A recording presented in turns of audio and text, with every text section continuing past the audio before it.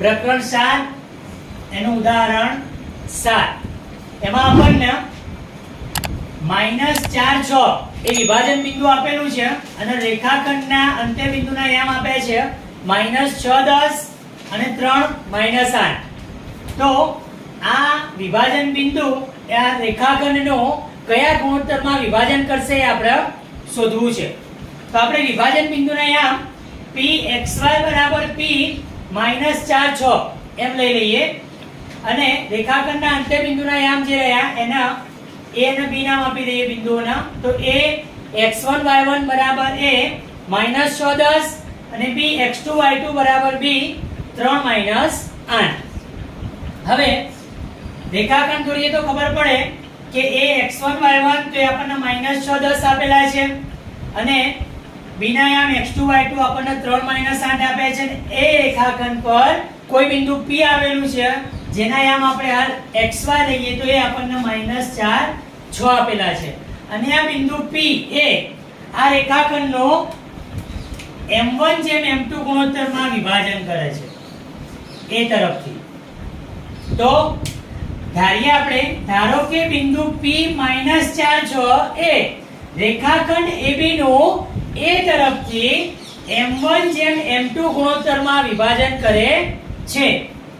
બિંદુ p વિભાજન બિંદુ છે એ m1 જેમ m2 ગુણોત્તરમાં વિભાજન કરે છે તો એના યામ શોધવા હોય તો p ના યામ શોધવા માટે આપણી જોડે સૂત્ર છે કે p ના યામ xy બરાબર m1x2 m2x1 m1 m2 x યામ આવી રીતે મળશે। y યામ તો m1y2 m2y1 m1 m2 આવી રીતે y યામ મળશે એનો। હવે આમાં આપણી જોડે x1 x2 y1 y2 છે એ કિંમતો મૂકી દઈએ અને xy ની પણ કિંમત આપણી જોડે છે। તો xy બરાબર -4 6 બરાબર m1 અને m2 નથી એટલે m ના m m1 m ના m x2 ની કિંમત 3 પ્લસ m2 પણ m ના m અને x1 ની -6 છે ભાગ્યા m1 m2 m ના m। અહીંયા m1 અને y2 તો y2 -8 પ્લસ m2 સાથે y1 તો y1 10 છે ભાગ્યા m1 m2।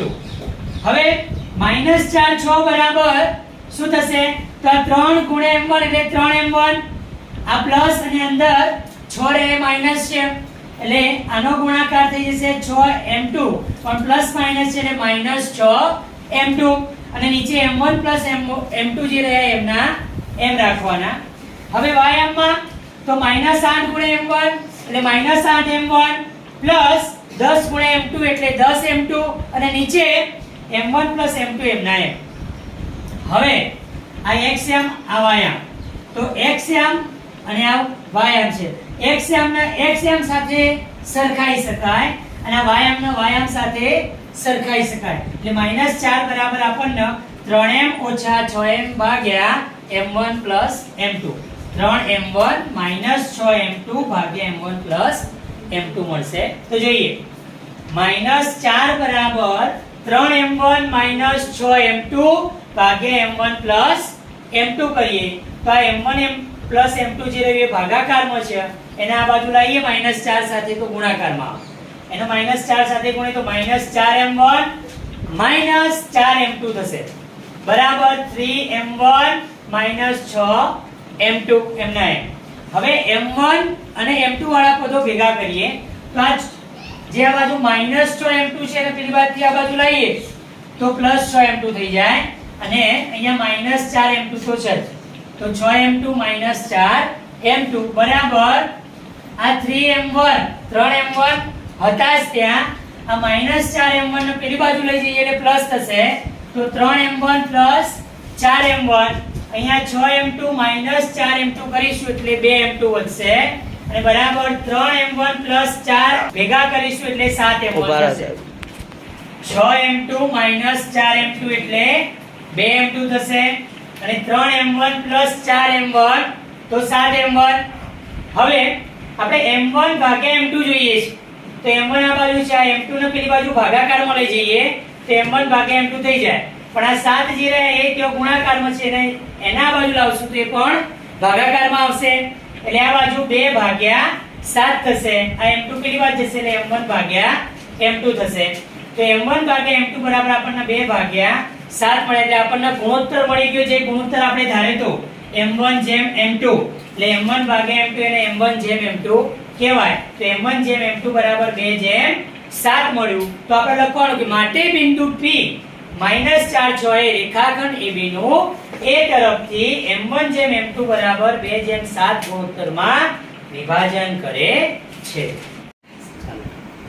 પ્રકરણ 7 એમાં ઉદાહરણ 8.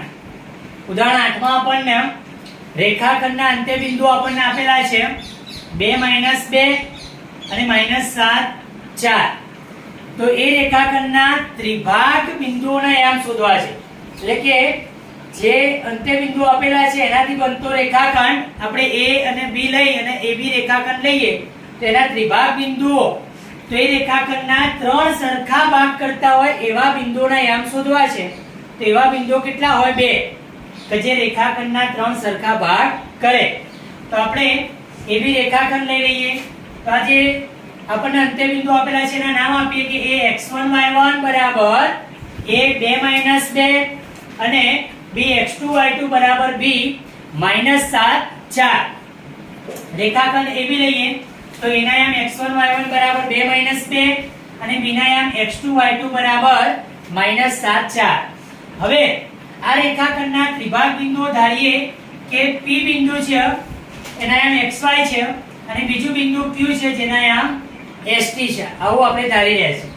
બે ત્રિભાગ બિંદુઓ P xy અને Q ST.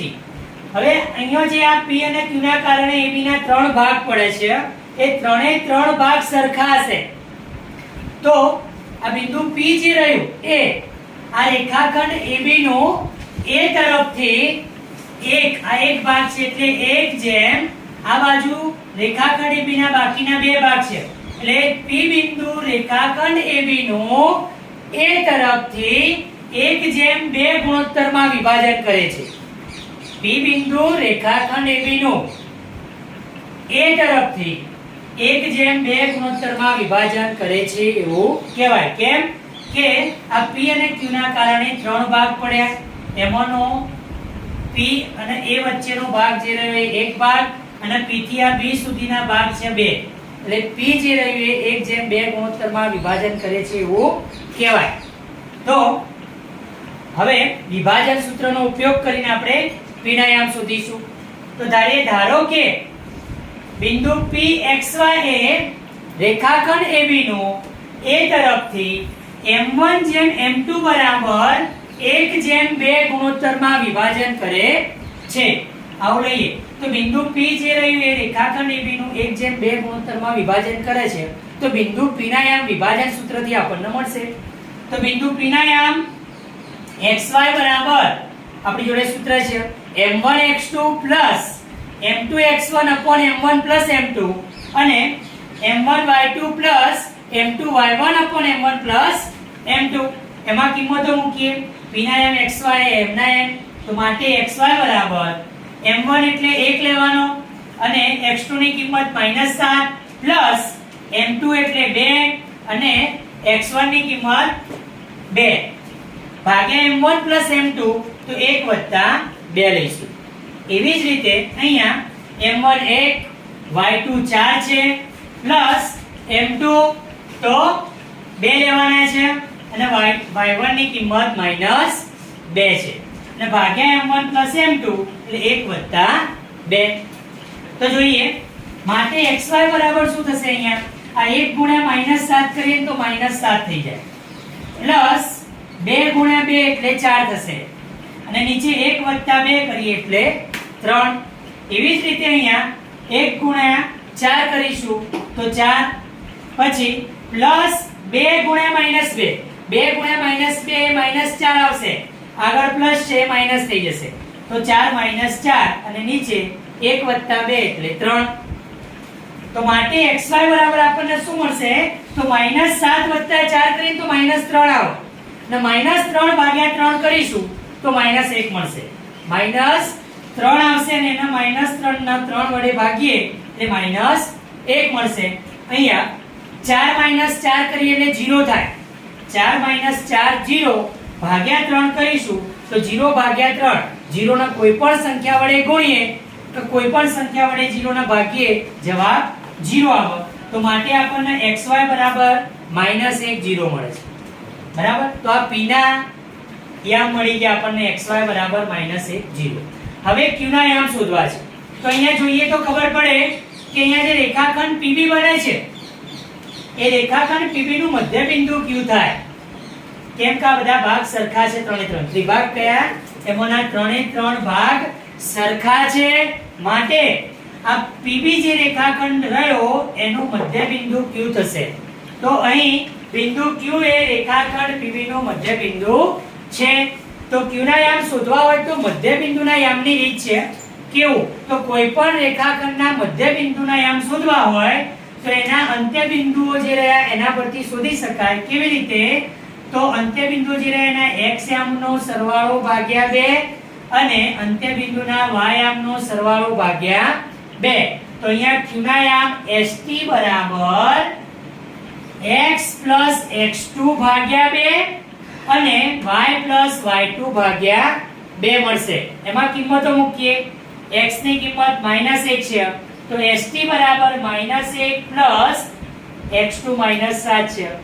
તો -1 + -7 ભાગ્યા 2 અને y આપણી જોડે 0 છે અને y2 આપણી જોડે 4 છે તો 0 + 4 ભાગ્યા 2 કરીશું. તો અહીંયા st બરાબર આપણને આ -1 + -4 છે તો -7. તો -1 -7 ભાગ્યા 2 અને 0 + 4 એટલે 4 અને 4 ભાગ્યા 2 એટલે 2. અહીંયા -1 - 7 છે -8 થઈ જશે અને -8 ભાગ્યા 2 કરીશું તો આપણને -4 મળશે. માટે st બરાબર -4 2 મળી જશે. તો અહીંયા એવી રીતે q ના યામ મળ્યા st બરાબર -4 2. તો હવે આપણને રેખાખંડ AB ના ત્રિભાગ બિંદુઓના યામ મળી ગયા. તો રેખાખંડ AB ના ત્રિભાગ બિંદુઓ pxy બરાબર p -1 0 અને qst બરાબર q -4 2 છે.